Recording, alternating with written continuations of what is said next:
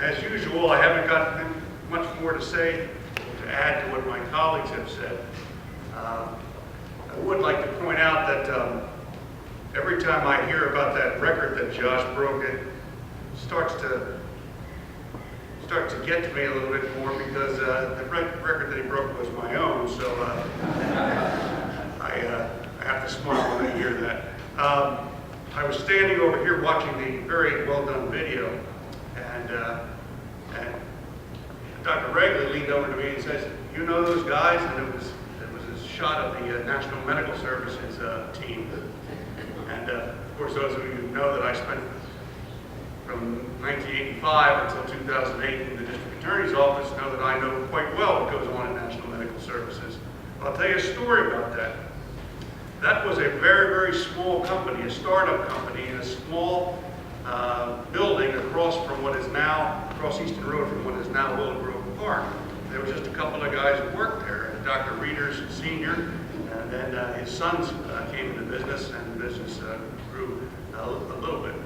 But their main client, perhaps their only client in the law enforcement world, was the Montgomery County District Attorney's Office under District Attorneys Nicholas, Smythe, and Waters.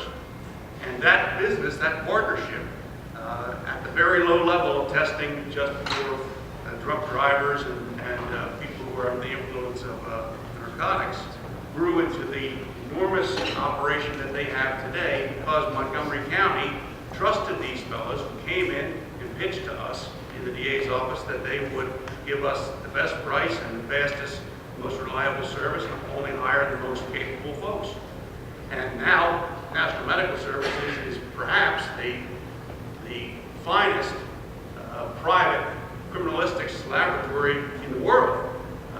We stopped using the FBI laboratory, which was at that time the gold standard.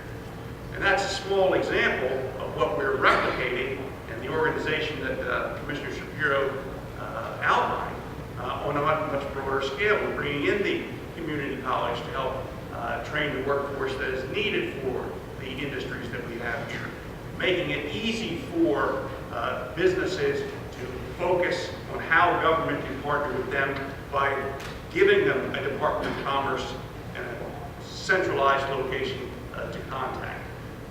Putting together the workforce, the training, and the ability to expand and develop, making Montgomery County a mecca for high-end business operations, to go along with our urban centers and our suburban centers and our rural setting with parks and trails and all that. We have turned Montgomery County, and we are hoping to continue to do that, into a microcosm of Pennsylvania, which has choices for all and lifestyles for all, but brings the folks that can drive the economic engine together with the folks who can get the work done, and the government that will provide a helping hand and not excessive regulation that gets in the way of economic expansion.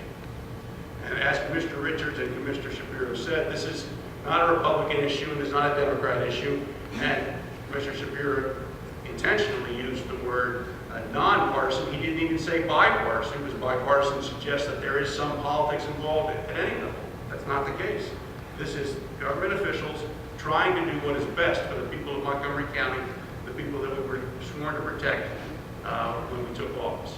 So I want to thank you all for coming out here. I want to commend the economic development folks that had come before us and made this possible, and the Commerce Department for putting on this program. Thank you all for coming.